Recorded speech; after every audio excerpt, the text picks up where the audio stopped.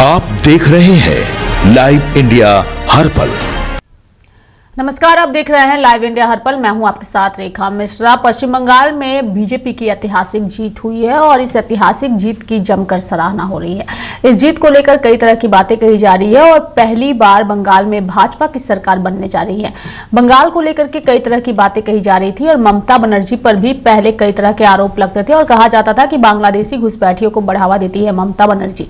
लेकिन इस चुनाव में जिस तरीके से ममता बनर्जी की हार हुई है और कई जगहों पर भाजपा की जीत हुई है, उसके बाद से कहा जा रहा है कि पहाड़ से समुद्र तक सिर्फ और सिर्फ कमल ही खिल रहा है।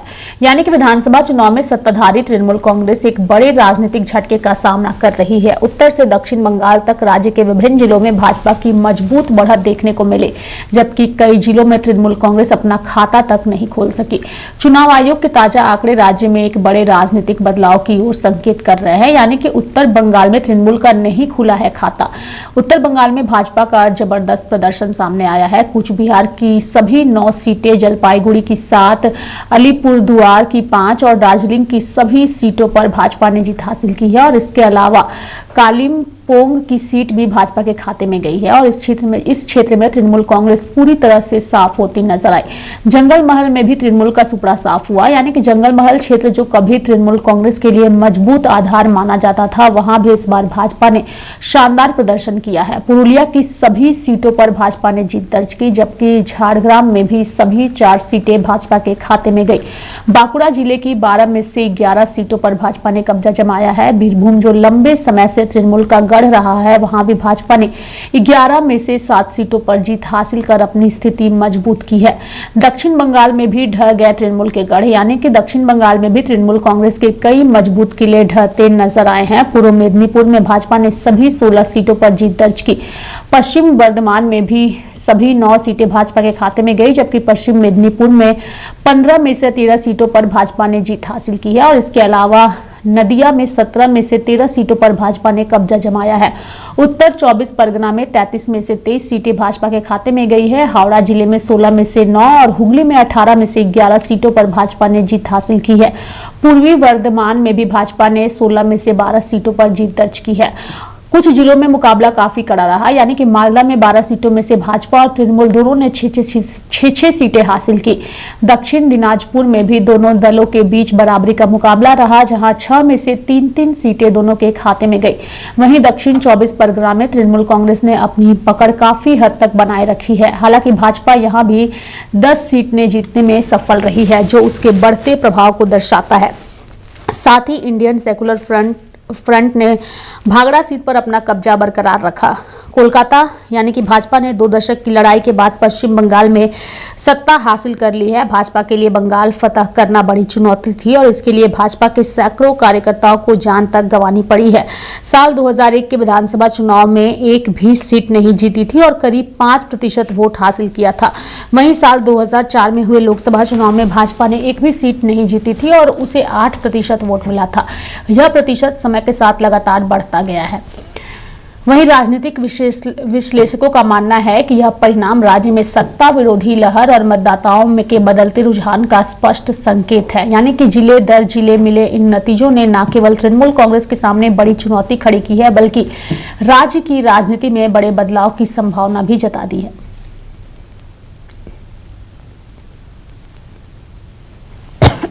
Definitely, the sitting chief minister loses her seat. It must be analyzed by our own party, by ourselves, what went wrong or what led to such a verdict given by the people of that constituency. Because as far as Bengal is concerned, we witness some kind of BJP moving forward and winning seats. In Assam it happened, now in Bengal it happened. It is a matter of concern, and let us see how TMC is going to review. As far as left is concerned, it is a real challenge for us. Unless we revive in Bengal, we re-emerge in Bengal. It's going to be a big challenge for the entire left across the country.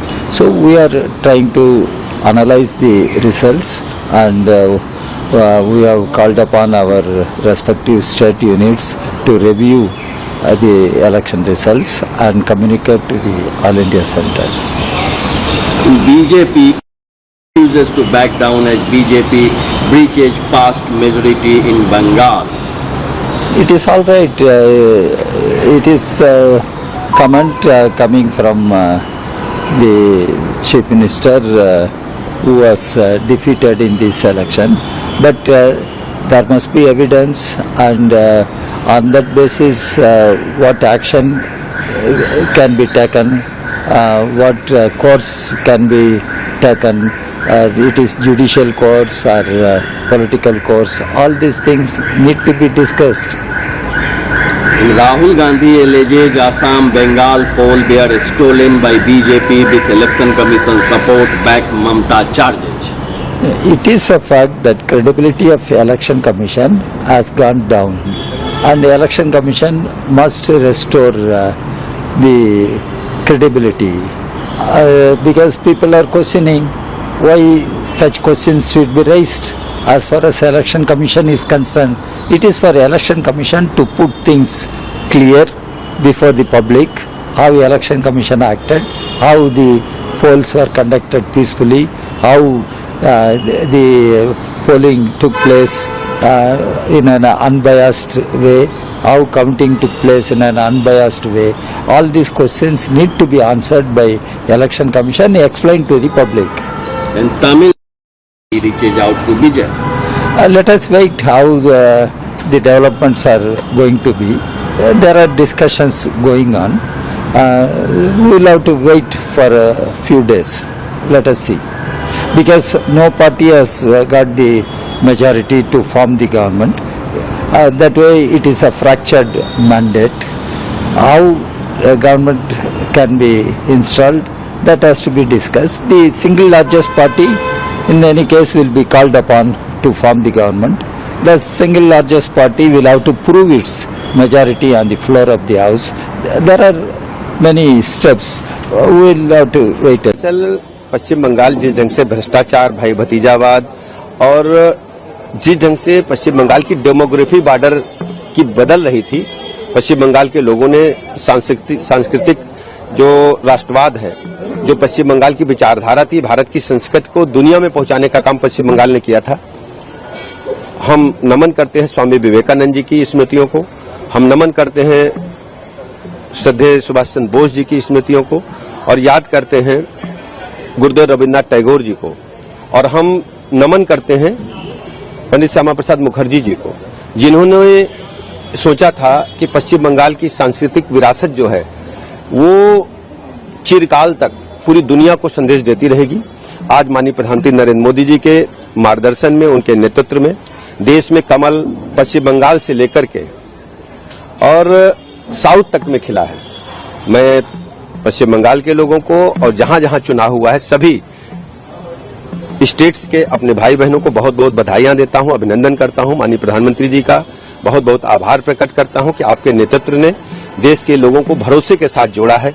एक तरफ भय था, एक तरफ भरोसा था, लोगों ने भरोसे पर मोहर लगाई है। पश्चिम बंगाल में कमल प्रचंड बहुमत के साथ खिला है। अभी तक दिन ठीक से शुरू नहीं हुआ, घर से नहीं निकल पाए। पहले तो यह कहना चाहता हूं, कुछ ऐसा छुटपुट घटना सामने आ रहा है जो भारतीय जनता पार्टी का झंडा लेकर तोड़फोड़ किया गया, इसको हम कंडेम करता है। और उसका साथ साथ हम ये स्पष्ट कर देना चाहते हैं, अगर ऐसा कोई करे तो उसको पार्टी से निकालने के लिए हम बाध्य हो जाएंगे। और प्रशासन को भी बोलना चाहते हैं, किसी जगह पर भी ऐसा कुछ घटना हुआ तो उसका जिम्मेदारी आपको लेना पड़ेगा। व्यवस्था लीजिए, किसी को रंग नहीं देखना है। इसी का कारण बहुत साल बाद पश्चिम बंगाल में भारतीय जनता पार्टी को चुना। देखिए, काल आप अगर देखे होंगे सारा देश में जश्न मनाया गया बंगाल का। ये श्यामा प्रसाद के भूमि पे श्यामा प्रसाद का सरकार बन रहा है। गंगोत्री से गंगा सागर तक जो सपना था हमारा सरकार बनेगा, हो गया। अंग बंग कलिंग हो गया। अभी हमारा सामने बहुत बड़ा चैलेंजेस है और उसको लेकर हम आगे बढ़ रहे हैं। किसी के खिलाफ हमारा कुछ बोलना नहीं है। हम सिर्फ हमारा कार्यकर्ता जिसका जिम्मेदारी डायरेक्टली मेरा ऊपर है, हम उसको यही बोलना चाहते हैं, शांति से रहो, खुश रहो, अपनी जिम्मेदारी जो पार्टी ने दिया है वही निभाओ, जश्न मनाओ जीत का, लेकिन वो किसी को भावनाओं को आहत करे ऐसा काम मत करो। एक जो सवाल है, बहुत भारी संख्या में लोग आए, लोग कह रहे थे देश के हर कोने से आए, देश के ही नहीं, सुनने में आया कि विदेश के कोने से भी लोग आए, अपना मत देकर गए। कहां से आप लोगों को भी तो पता चला होगा कि बहुत लोग आए, किस तरीके से एक ये जो बहुत लोग आकर काम किया। पहले तो मैं नमन करता हूं ये सारे जो माइग्रेंट लेबर्स है उसको, इतना कठिनाई के बावजूद उन्होंने अपने जेब से पैसा खर्च करके, सब जगह बीजेपी का व्यवस्था नहीं था, वो आया वोट डालने के लिए, जो रोजमर्रा का जीवन जीता है, मजदूरी करना जिसका काम है, वो भी अपने दायित्व निभाने के लिए यहां आया और हमको आशीर्वाद देके गया। ये पूरा दुनिया से, टोरंटो से आया, डलास से आया, सिलिकॉन वैली से आया, कोपेनहेगन से आया, जर्मनी से आया, ब्रिटेन से आया, कहां से नहीं आया। हमारा एक तो पूरा टीम सिलिकॉन वैली का, उसका साथी चुनाव में खड़ा हुआ, एक साथ कॉलेज में पढ़े हुए थे, आ गया। हमको बोला क्या करना है दादा, हम तो वर्सेस फ्रेंड्स ऑफ बीजेपी में कुछ नहीं करना है, तुम्हारा जो क्लासमेट था उसके लिए काम करो। तो लोग काम किया, उसका घर है वो काम किया। ऐसा ये हमारा भावना क्या थी, क्या भावना सब लोगों, पश्चिम बंगाल का एक ग्लोरियस पास्ट है, एक ग्लोरियस पास्ट है। रेसा जैसे ही देखा, नॉन वायलेंट मूवमेंट का जो सूचना हुआ था श्री चैतन्य ने उसको दिखाया, तो श्री चैतन्य का भूमि, राममोहन का भूमि, विद्यासागर का भूमि, सुभाष बोस का भूमि, विवेकानंद जी। पश्चिम बंगाल जनता को सबसे पहले बहुत बहुत अभिनंदन। सभी राज्यों के जो चुनाव हुए उन राज्यों के जनता को मेरा बहुत बहुत अभिवादन किया। मां काली, मां कामाख्या के पवित्र भूमि में जो विजयश्री मिली है, उसके लिए आज मां काली के दरबार में मत्था टेकने आए हैं। और मेरा ये मानना है मां काली, मां दुर्गा, मां कामाख्या हम सबको आशीर्वाद दे कि हम पश्चिम बंगाल, असम समेत पूरे भारत के विकास में जो हमारे नेता माननीय प्रधानमंत्री जी नरेंद्र मोदी जी जो राष्ट्र नायक के रूप में लगातार इस देश में प्रधान सेवक के रूप में जिस रूप से काम कर रहे हैं और विकास के साथ साथ हमारी विरासत और संस्कृति को भी संजोते हुए आगे लेके जा रहे हैं। और मैं मानता हूं कि पश्चिम बंगाल की संस्कृति को और पश्चिम बंगाल की विरासत को किसी के नेतृत्व में आगे बढ़ सकता है तो निश्चित रूप से प्रधानमंत्री नरेंद्र मोदी के नेतृत्व में। और मैं मानता हूं पूरे देश की जनता ने जो कसक कुछ रह गई थी 2024 में, उस कसक को जनता के मन में जो टिस था उसको कहीं न कहीं लगातार विजयश्री देकर जनता अपने मन के भावना को व्यक्त कर रही है। मैं आज मां काली के दरबार में आया, आशीर्वाद लिया हूं और यही कामना करता हूं कि पूरे देश और पश्चिम बंगाल और समस्त सभी राज्यों में सुख, शांति, समृद्धि रहे और विकास और विरासत के संकल्प के साथ हम आगे बढ़ें। गंगा जी के साथ साथ ब्रह्मपुत्र का भी हम पर बहुत आशीर्वाद रहा है, मां कामाख्या का आशीर्वाद रहा है। असम की जनता ने लगातार तीसरी बार बीजेपी एनडीए पर भरोसा किया है। हैट्रिक तीसरी बार साथियों, पिछले साल 14 नवंबर को जब बिहार चुनाव के नतीजे आए थे, तब मैंने इसी जगह से बीजेपी मुख्यालय से आप सबको कहा था, गंगा जी बिहार से आगे बहते हुए गंगा सागर तक जाती है। आज बंगाल की जीत के साथ गंगोत्री से लेकर गंगा सागर तक कमल ही कमल खिला हुआ है।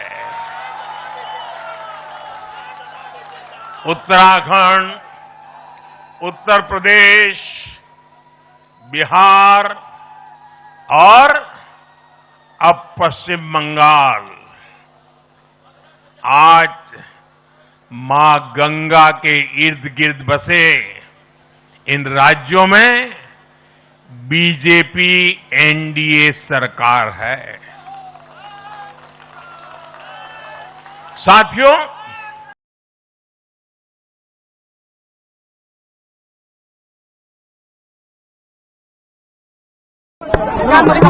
ये माँ काली का आशीर्वाद है, उनकी शक्ति है, जिसके कारण से बंगाल की महिलाएं, नारी शक्ति एकजुट होकर के, भय मुक्त होकर के, आतंक के खिलाफ, अत्याचार के खिलाफ खड़ी हो पाई और अपना वोट डाल पाई। और इस वोटिंग ने बंगाल में जो सुशासन की सरकार बनाई, लोकतंत्र को जो जीत दी, वो आने वाले बंगाल के भविष्य को और उज्जवल करने वाली है। और मैं सही मायने में ये मानती हूँ कि जिस नेता ने, जिस पार्टी ने नारी शक्ति वंदन अधिनियम का विरोध किया, आज उनको मुंह की खानी पड़ी। चाहे वो डीएमके के स्टालिन हो, चाहे ममता बनर्जी हो, चाहे अरविंद केजरीवाल हो, एक एक व्यक्ति जिसने नारी शक्ति का अपमान किया, आज उसको जवाब देना भारी पड़ रहा है। ये जीत महिलाओं की जीत है, मां काली के आशीर्वाद से बंगाल की जीत है, देश की जीत है, देश के विकास की जीत है। और इस सब के कारण से विकसित भारत का रास्ता प्रशस्त हो रहा है और पूरा देश एकजुट होकर आगे बढ़ेगा नरेंद्र मोदी जी के नेतृत्व में। तो मेरे साथ फिलहाल अभी के लिए इस खबर में इतना ही। आप देखते रहिए लाइव इंडिया हर पल। नमस्कार।